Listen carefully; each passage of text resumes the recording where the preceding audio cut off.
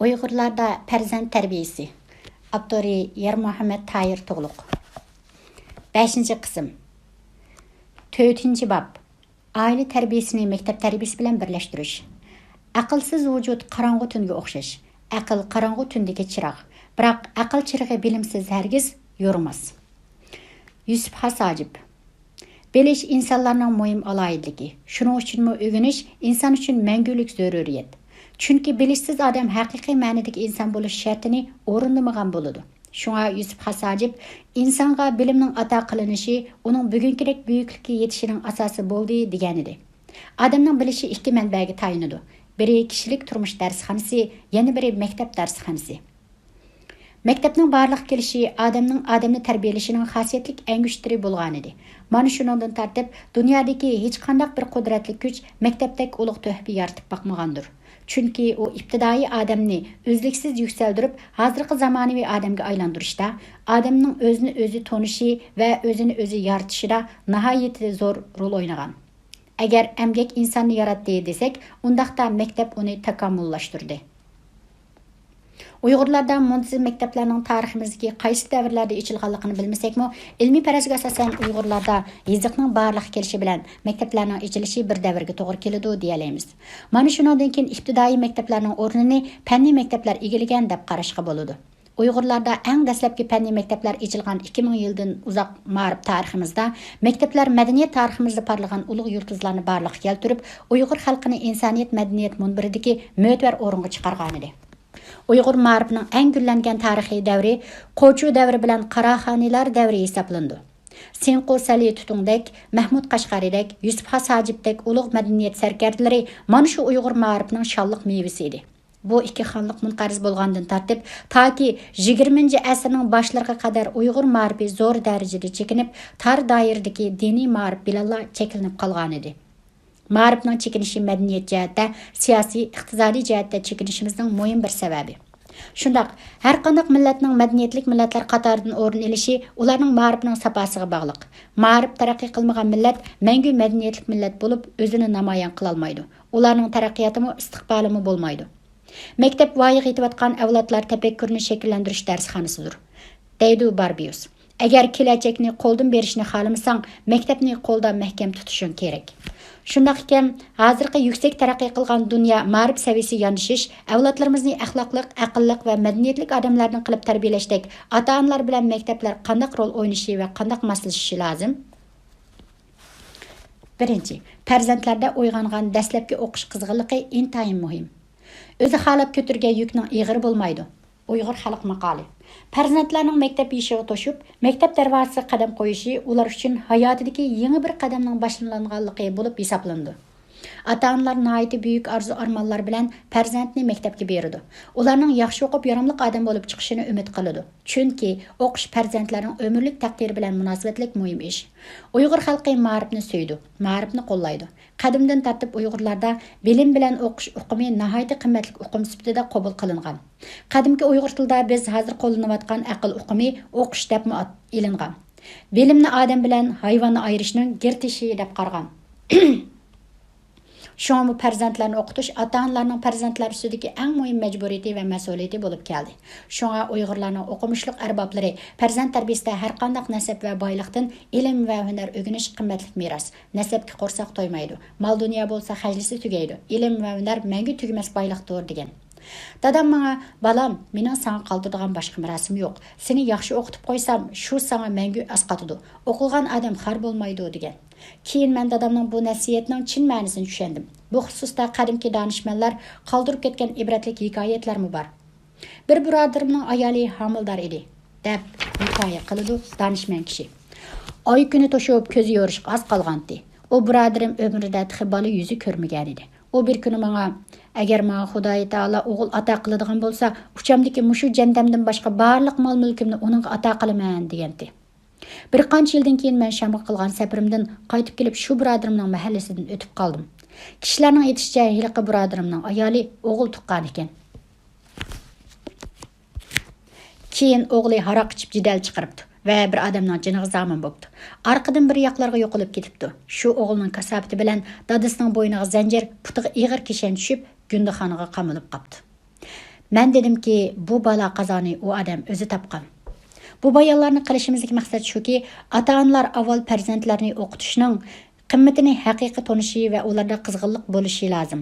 Ko'plagan ota-onalar yuksak mas'uliyatchanlik va umidvorlik bilan farzandlarini maktabga beradi. Maktablar bilan yaqindan moslashib, yaxshi unumga erishish uchun tirishadi. Biroq bir qism ota-onalarmi borki, ular ko'nglida biz degan dehqon hozir o'qish chiqimi eshib ketdi. Uning ustiga maktab bitirgandan keyin xizmat topmoq tiximi mushkul. Aplab savati chiqib qolsa bo'ldi, deb farzandlarning o'qish qizg'inligiga sovuq suv sepadi.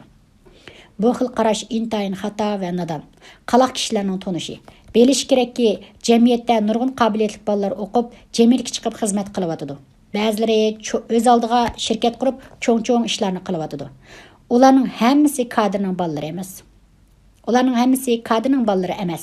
Shularning orasida dehqonning balları mu nihoyat ko'p. Ba'zi jur'atlik ishchan bolalar o'qitib, bir tarafdan shirkatlarda ishlab, ba'zilari oila o'qituvchisi bo'lib pul tepib, o'qish chiqimini o'zi ko'taryotidi.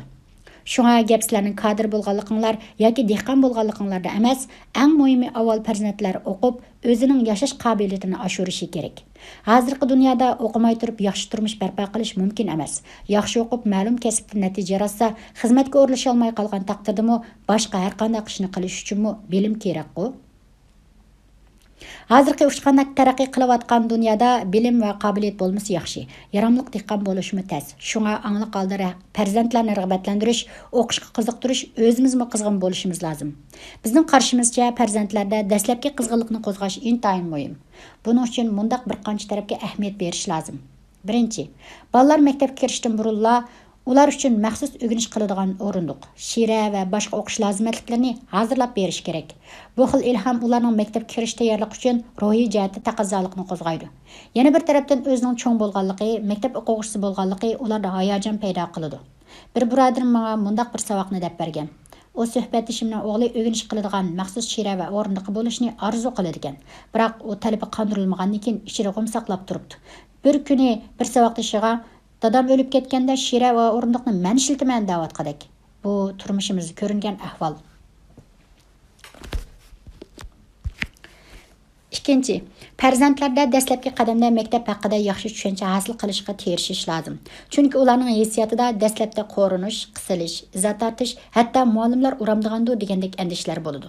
Bu xil andishini tugutish uchun qara bolam, maktab bolalari nima degan ratlik pokiza, sinflarga qarasang shundoq chiroyli, yo'ruq, ozoda. Muallimlar shundoq illiq, ko'yimchan, mehribon. Ular shundoq qiziqarli darslarni o'rgatadi. Bizmi bilmaydigan nurg'un bilimlarni sizlar bilib olasizlar. Yaxshi o'qisang, bizga qiziqarli kitoblarni o'qib bersan, tixi yaxshi o'qib, olim bo'lib, chet ellarda o'qimsan tixi degandek so'zlar bilan ularda maktabga nisbatan dastlabki qizg'inlikni uyg'otish lozim. Uchinchi, bolalarni maktabga berganda o'zingiz birga elib bering. Sinf mas'uli bilan ko'rishib, farzandingizning mijoz xulqi, odati to'g'risida dastlabki qadamda tushuncha bering. Bu o'qituvchilarning farzandingizni tushunish va mijoz xarakteriga qarab yetaklash uchun foydali. Yana biri bolangizning o'qishdagi ahvolini, topshiriq ishlash ahvolini va boshqa ahvollarni egilab turishingiz lozim. Aile başlıqları yığınlarına aktif qatnashing. Bu sizning talabchanligingizni ifodalaydi. Bu orqali bolalarning muallimga bir xil, sizlarga bir xil gap qiladigan yomon odatni yetildirib olishning oldini olg'ili bo'ladi. To'rtinchi, farzandingiz maktabdan kelganda nihoyat qizg'inlik bilan uni kutib oling. Qaytib keldingmi bolam? Bugun nimalarni o'qiding? Tushunalidingmi? Tushunolmagan bo'lsang, samimiylik bilan muallimingdan so'rab olgin. Saboqdoshlaridan so'rab bilib olsangmi bo'ladi. Bilmaganni so'rab bilib olgan alim, so'rab bilishni haralagan, o'ziga zolim degan gap bor bolam. Muallimlar jur'atlik bilan savol so'rgan bolalarni yaxshi ko'rdi. So'rmasang tushungan o'xshaydi deydi. Shu yer bo'sh qoladi. Bundoq bo'shliq ko'payaversa, oxirida orqada qolasan degandek gaplarni qilish lozim. Yana ularga saboqdoshlaring yaxshimikan? Mualliming sana ko'ynamdi. Yaxshi o'quvchi saboqdoshlarim, muallimlarmi amroq bo'ldi bolam. Eski chuvalchaq bo'lsa, hech kim yaxshi ko'rmaydi deb tushuntirish kerak. 5. Bolalar maktabga kirgan dastlabki chaqlarda ular balliq o'yinlarga tixi qanmagan bo'ladi. Shunga ularda o'yin o'ynash qizg'inligi yuqori bo'ladi. Ular maktabda 6 soat o'qib kelsa, oilada yana bir qancha soatlab o'rganish qilishga, topshiriq ishlashga zo'rlansa, bolalarda barbara besim paydo bo'lib qoladi. Hatto ular o'qishdan zerikadi. Shunga bolalarda ko'ngil ozodligi bo'lishi Oyun oynashqamı yo'l qo'yilishi, topshiriq ishlashni moslashtirishga ahamiyat berish kerak. Hozir maktablarga ko'p topshiriq berib, bolalarning jo'liqini chiqarib etadigan odatga chek qo'ydi. 1 soat xatir qilib o'ltirsa, topshiriqlar to'liq ishlanib bo'ladi. Shunga bolalarga "Balam, topshiriq bormi? Ko'ngil qo'yib ishlab bo'lib, ondan o'ynag'in. Bo'lmasa, ati muallimning so'rab qolsa, yerga qarab qolasan, saboqdoshlaring oldida izzat tortasan" deb ularni topshiriq ishlash, o'rganish qilishni kundalik qilishga tegishli mas'uliyatim deb biladiganga odatlantirish kerak. Agar ular uni faqat bir vazifa deb qarab qolsa, unumi yaxshi bo'lmaydi. Ba'zi vaqtlarda bolaga Manga deb ishlab baqina deb o'yin-chaqchaq bilan, xushallik bilan jonli holda topshiriq ishlashga sharoit hozirlab berish lozim. 6. Agar bolangiz maktabdan muallimning xafa bo'lganligi yoki tanqidlanganligi to'g'risida arziyat etib kelsa, hargiz bolalar oldida muallimning yomon gapini qilmang. Boladan ishning sababini surishtirib, "Balam, muallimingning degani to'g'ri. Ularmi senga yaxshi bo'lsin" deb tanqidlaydi. Ularning xafa bo'lganini bizning xafa bo'lganimiz deb bilgin, deb nasihat qilish kerak. 7. Bolalarni maktabdagi kollektiv faoliyatlarga, maktabdagi har xil kurjuklarga aktiv qatnashishga ilhomlantirish lozim. "Balam, sinfda jur'atlik, jo'shqin bo'l. Bilganlaringni xijil bo'lib deyolmaslikdan xijil bo'lsang bo'ladi. Sinfda maktabda o'rinlashtirilgan har xil faoliyatlarga qatnashib, o'zingning alohidligini ifodala. Qobiliyatingni namoyon qil" degandek so'zlar bilan ularga haydakchilik qilish kerak. 8. Bolalar maktab kirgandan keyin ba'zida ilgirlaydi, ba'zida chekinadi, ba'zi yuqori nomer oladi, ba'zi tuvan nomer olib qoladi. Yuqori nomer olganda haddidan ortiq uchirib, tuvan nomer olganda besim ishlatib, tillab, hatto urib zarba berishga hargiz bo'lmaydi. Balki sababini surishtirish, chekinib ketishga sabab bo'lgan omillarni bayqab, shuningga asosan yetaklash kerak.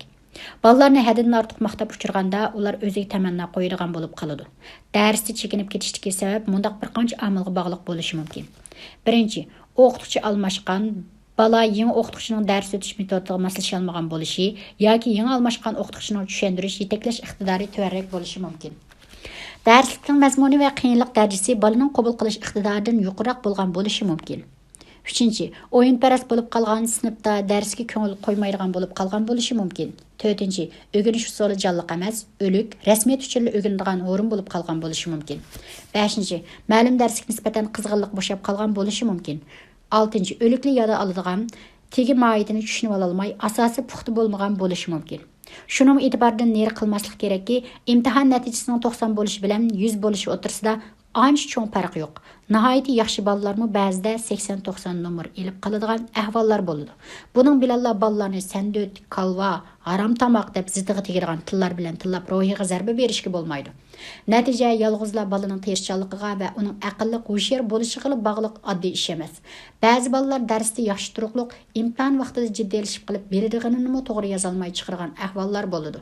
Yana bola imtihon vaqtida beshi qiyish, ko'ngli elishish, ruhiy holati normal bo'lmaslikdek sabablar tufayli ko'ngildagidek imtihon berolmagan bo'lishi mumkin. Shundaqla savolning qiyinlik darajasi yuqori bo'lgan bo'lishi mumkin. Demak, yuqoridagi har xil omillarning qaysi ta'sir ko'rsatgan bo'lsa, shunga yarasha yetaklash kerak. 9. Ta'lim-tarbiya o'xshash bo'ladi. Lekin bolalarning tabiati har xil bo'ladi. Shunga oxirgi natija o'xshash bo'lmaydi. Ba'zi ota-onalar bolalarning natijasining yaxshi bo'lmaganligi, yaxshi o'qiy olmaganligini o'qituvchining yaxshi bo'lmaganligidan ko'radi. Shunga maktab tanlaydi. Yaxshi o'qituvchining qo'liga tutib bersam deb arzu qiladi. Bu mas'uliyatchanlikning bir xil ifodasi. Shundaq, maktabning shart-sharoitidagi o'xshamaslik o'quvchining o'rganish natijasiga alohida ta'sir ko'rsatadi. Muallimlarning yaramliq talabchan bo'lishi o'quvchilarning olg'a besishga intayin zo'r turkilik rol o'ynaydi. Yaramsiz o'qituvchi o'quvchilarni buzadi. Giyoti mundaq degan: "Bizga ta'lim berayotganlar haqli holda bizning o'qituvchilarimiz hisoblanadi. Ammo bizni o'qitayotganlarning hammasi bu nomga loyiq emas. Shunga maktabni tanlash, o'qituvchini tanlash ota-onalarning haqli talabi. Biroq intayin yaramliq o'qituvchilarning qo'lidanmi yaramsiz o'quvchilar chiqadi. Bu nima uchun?" Hikoya qilinishicha, bir podshoh o'z o'g'lini bir damolligi o'qishga berib mundaq dedi: "Bu bola sening bo'lsin, uningga o'z balangdek tarbiya bergin." Damolla: "Xo'p, farmon berdarman" dedi. Shuning bilan damolla bir necha yil tirishchilik ko'rsatgan bo'lsa-mu, u shahzodaga tarbiya yuqtira olmadi. Damollaning boshqa o'quvchilari bo'lsa, bilim va balog'atda, ilmda kamolatga erishdi. Podshoh damollani javobgarlikka tortib koyib ketdi. "Sen va'daga xiloflik qilding, so'zingning hudisidan chiqa olmading. Damulla dediki, yer yüzünün ulug' padişahining rayiga maxfiy emaski, tarbiya bir xil bo'ladi, ammo mijoz tabiat har xil. Bundaq misollar real turmushimizdami nihoyatda ko'p. Bundaq bo'lishining sababi oldi bilan oila tarbiyasidan iborat uning puxta silinmaganligi, yana biri farzandlarning tabiatidagi o'xshamaslik va o'ziga bo'lgan talabchanlikning o'xshash bo'lmaganligidan bo'ladi. 10. Farzandlarni tarbiyalashda mablag'ni o'rinliq yerga silish kerak. Navbatda oliy va o'rta texnikum maktablarga o'quvchi qabul qilishning soni ko'paydi. Bundan keyin o'qishga kirish o'ng'ay, bitirmak qiyin. Bitirgandan keyin xizmatga o'rlashish ham qiyin bo'ladi.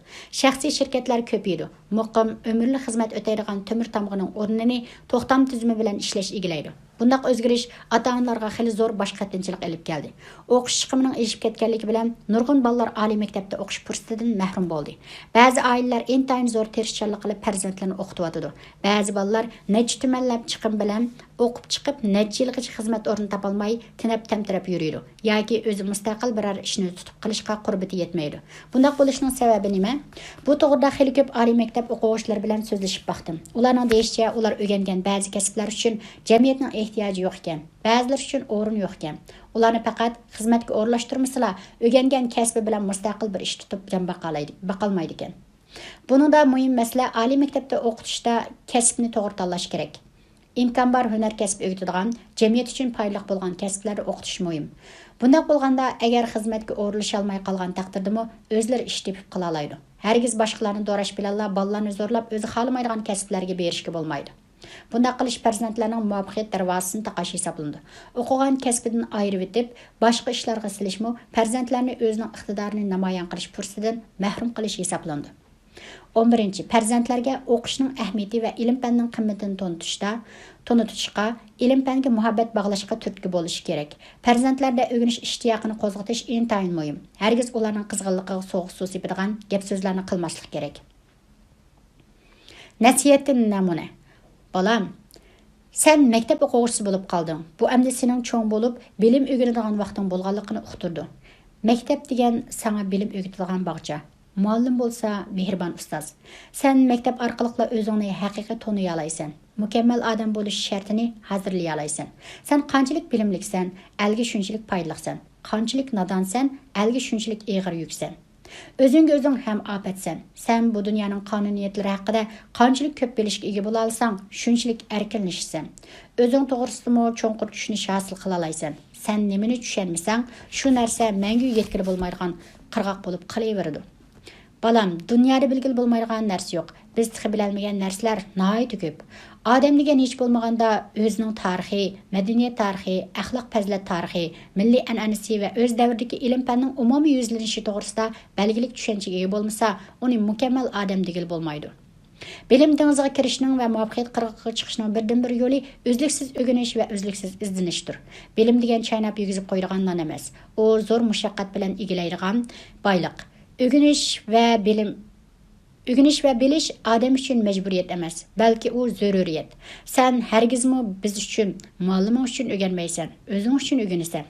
Sen bilsang, bilimni o'rganish kundalik osh tomoqdanmi muhim.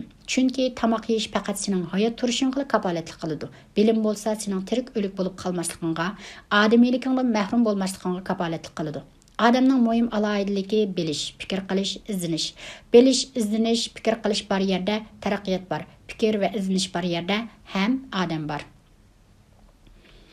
Agar fikr qilish, izlanish va bilishdan mahrum bo'lsang, insoniy alohidligingdan mahrum bo'lsan, balam.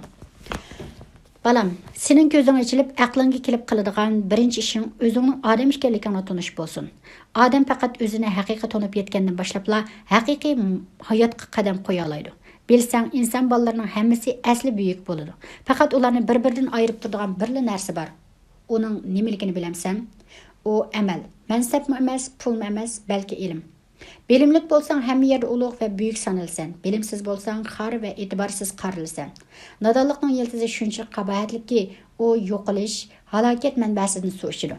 Bilimla seni yuksaklikka yetkazadi. Balam, sen insoniyat tarixida yashab o'tgan shuncha sanoqsiz odamlarning qaysi birisining boy bo'lganligi yoki cho'ng amaldor bo'lganligi uchun keyingi avlodlarning qalb xotirasida saqlanib qolganligini bilamsan? Ularning mol dunyosi va amaldorligi ularni bu dunyodan izdiraksiz yer yutib ketishni to'siya oladimi? Yo'q. Balam, mal dünya, əməl mənsəb ötkünçü нәрсә. İlim mərifət məngülük. Көрмедіңmi? Tarixdə ötken nurgun ilim egiləri özləri qaldırıp ketken qimmetlik töhfeler bilen avlatın avlatqa el qalbida yaşap kelivadıdı. Ular qaldırıp ketken qimmetlik keşfiyatlar ve ulug' əsərlər kişilərge mənavi ozuq bulup yol başlamakta. Şuna ularning jismi topuğa aylangan bolsunmu, ruhi məngü hayat. O el bilen birge məngü yaşaydı. Hayatның qimmeti degen mana şu, bəxt degen mana şu balam. Şuna Mahmud Qashqari bobamiz Qut belgisi bilim, bəxt, saadetlik bo'lishning belgisi degan. Aqling bo'ladigan bo'lsa, har qanday narsadan voz kechsang kechkinki, ilm o'rganishdan voz kechma. Sen har qancha tuvan o'rinda bo'lsangmi, boshqalar bilan o'xshashli bir inson ekanligingni tushunishing kerak. Davrdoshlaringdan aql va farosatda, bilim kamolatda tuvan o'rinda turish nomusliq ish. Sen yukselishni, odamdek yashashni bilishing kerak. Bunun birden-bir yolu bilimni qadrlash, o'qishni ulug'lash va bu yo'lda jon pido qilish.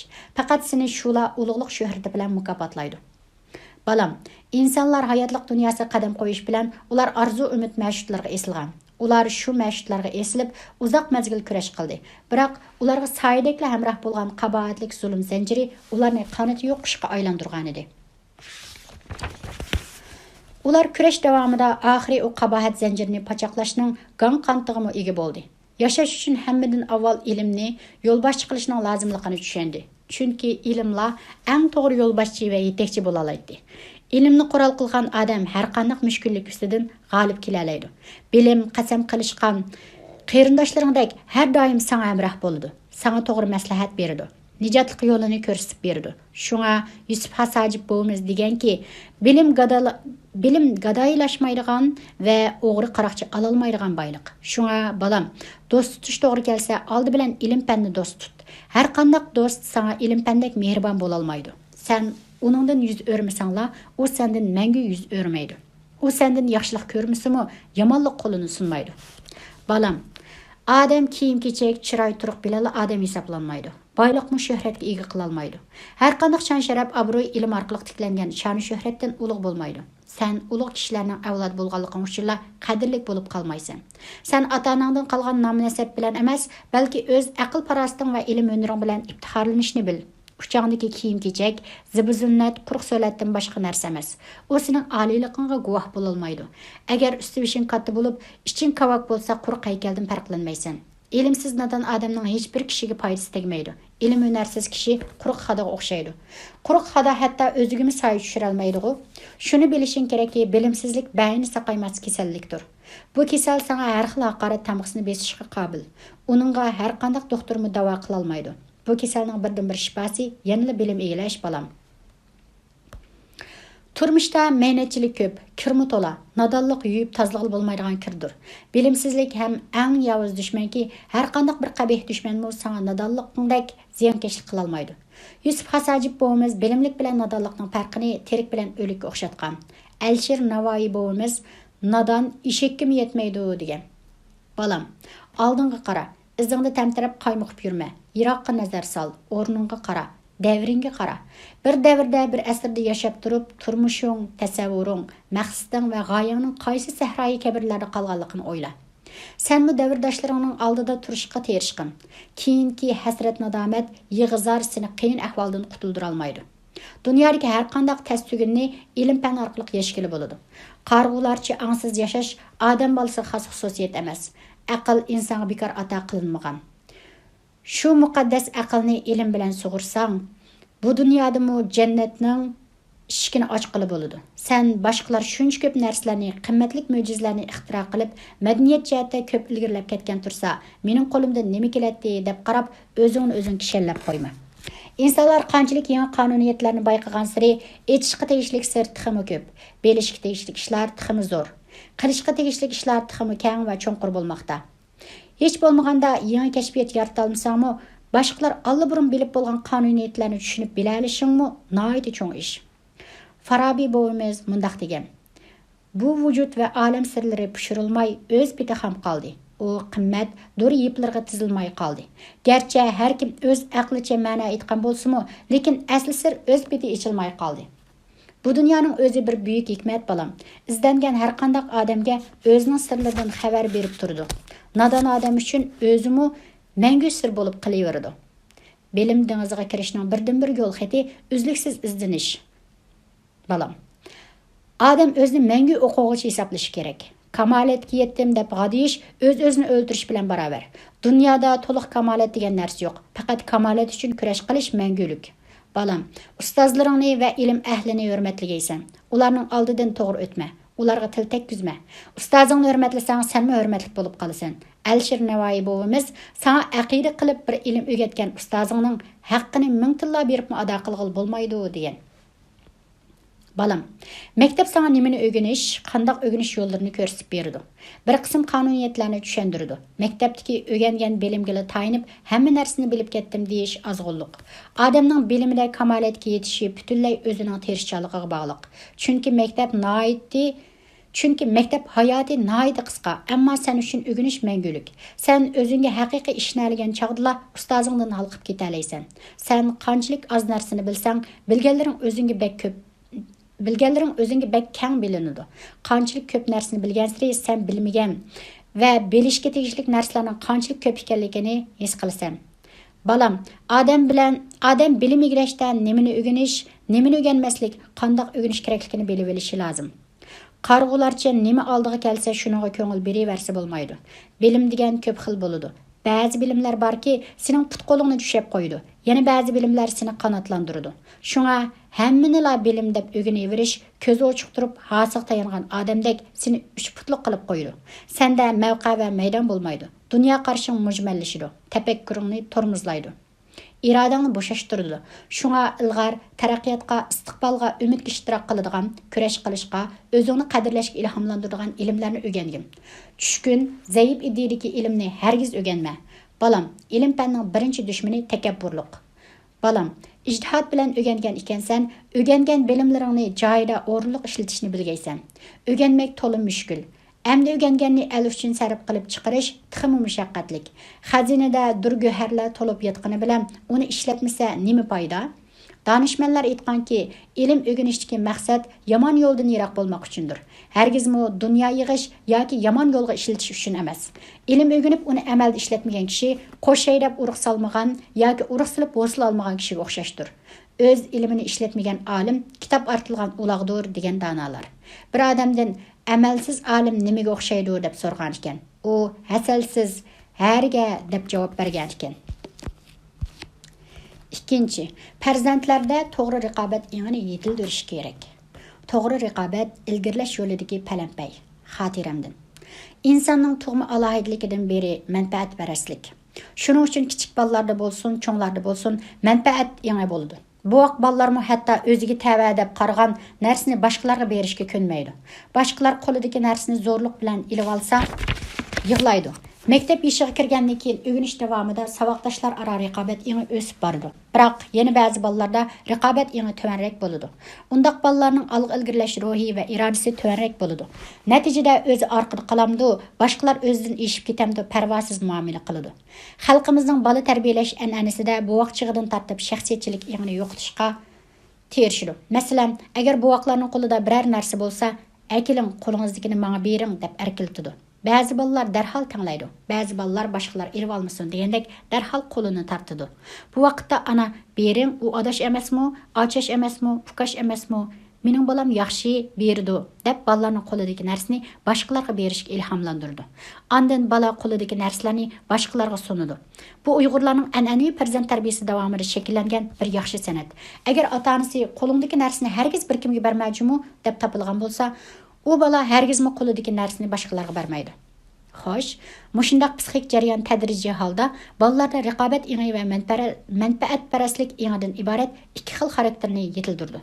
Agar bu jihatdan to'g'ri va ilmiy yetaklash bo'lmaganda, bolalardagi manfaatparastlik ingi tiximi cho'nqilishib, saboqdoshlari bilan dushmanlashib qoladigan, chiqisholmaydigan, qo'ylanadigan bo'lib qoladi. Hatto ba'zi ichi kuchlik bolalar darsi kaynida qolsa, boshqalarga yetisholmasa, o'zicha maktabdan qochadigan ahvollarmi yuz beradi. O'rganishda yaxshi, oldida mangan o'quvchilar maktabga berishga oldiraydi. Maktabdan qochgan bolalar boshqalarning kaynida qolganligi shu sababli ko'proq tanqid anglab saboqdoshlarining oldida g'urur azor yeganligi uchundir. Shunga ota-onalar bolalarga kichikdan tortib ikki yoqlama tarbiya berishga odatlanishi kerak. Biri, ularda keng qo'rsaqliq, savrchanlik va chidamchanlik bo'lsin. Yana biri kuchli raqobat eni bo'lsin. Buning uchun ota-onalar bolalarning ruhiy holatidagi ziddiyatning tub sababini savrchanlik bilan bilishi, shuning asosan nasihat qilib bolalarni qoyil qilishi kerak. Yana boshqalar bilan dushmanlashish va boshqalar bilan ziddiyatlashishga sabab bo'ladigan gaplar bilan bolalarning sabiy qalbiga ziddiyat urug'ini chechib qo'yishga tiximi bo'lmaydi. Agar farzandlarni to'g'ri adil bo'lgan raqobat eniga yetaklamaganda, oxirgi hisobda bolalar cho'ng bo'lib, shaxsiyatchilik va qonuniyatlikni to'g'ri raqobat o'rniga dastudida, natijada o'zining ilgirlash yo'lini o'zi qasholab qo'ydi. Ko'rolmaslik, hasad va fitna fasodga odatlanib qoladi. Bolalar go'dak chog'larda, balam, o'zingdan umidsizlanma. Azroq tirishchanlik ko'rsatsang, senmi boshqa savodoshlaringga o'xshash ilg'orlar qatoriga kira olaysan. Ilg'or bolalar bilan aralashib, ulardan o'rgangin. Agar ularga o'chmanlik qilsang, ko'zi kichik, ko'rolmas, ishtar, iqtidorsiz odam qatoriga kirib qolasan. Savodoshlaring yaxshi natijaga erishgan bo'lsa, ulardan xushal bo'lgin. U sizlarning sinfinglarning shon-sharfi bo'lgan ekan, u ham sening shon-sharfing danglar. Agar namunachi bolalar chekinib ketib, ruhsizlanib qolsa, balam, bir odam mangu ilg'or bo'ladigan, yana biri mangu orqada qoladigan ish bo'lmaydi. Ularmi ilg'orlar qatoriga kirish uchun terishir emasmi? Ilgirlash degan shundoq bo'ladi. Uningdan maysinib ketishga bo'lmaydi. Savodoshlaringning sendan eshib ketganligi bu senga tiximiz zo'r ilhom va turtki bo'ladi. Sen bo'lsang, sendan eshib ketgan savodoshlaringni olqishla va chin ko'nglingdan tabrikla, danglar. Farzandinglar Qur'onga yetib qolganda, balam, bizda eshikdan qolsa qo'lqini kas degan gap bor. Sen o'zingga qattiqroq talab qo'ygin. Sendami boshqalarga o'xshash aql farosat bor. Terishchanlik ko'rsatganlar bo'lsang, hargiz mag'lub bo'lmaysan. Boshqalar bilan dushmanlashma, ham put tepishma. Boshqalarga o'ri qo'lash xiyolidami bo'lma. O'zingga ishonching bo'lsa, shon-sharaf va nom-obro'yni boshqalarning mo'risiga dasab yoki ularning putiga put qo'yib turib emas, balki yurkingni olqiniga elib qo'yib tikligim. Keng qo'rsaqliq inson uchun bir boyliq. Aqlliqlarning qalbi mana shundoq bo'ladi. Har qanday ishqa g'ayrat, shijoatingga tayinib tutish qilmasang, har qachon tafakkur kamiring uzuk bo'lib qilib, titrigan suvda aksingni ko'rolmagandek, yaxshi tadbir xotirang aynigida ko'rinmaydi. Har qanday ishqa kirishda yapsam pisharmi, kimsam pisharmi deb ikki xiyol bo'lib turaversang, har qancha qarg'ining bilanmi talab, maqsad didorini ko'rolmaysan. Aql lavhasiga har qancha qarg'ining bilanmi uningga maqsad raqamini o'yolmaysan. Agar o'zingda boshqalardan o'tib ketgandek mador va iqtidor bo'lmasa, ularni qo'llab, ularga keng yo'l ochib ber bolam, deb nasihat qilinglar.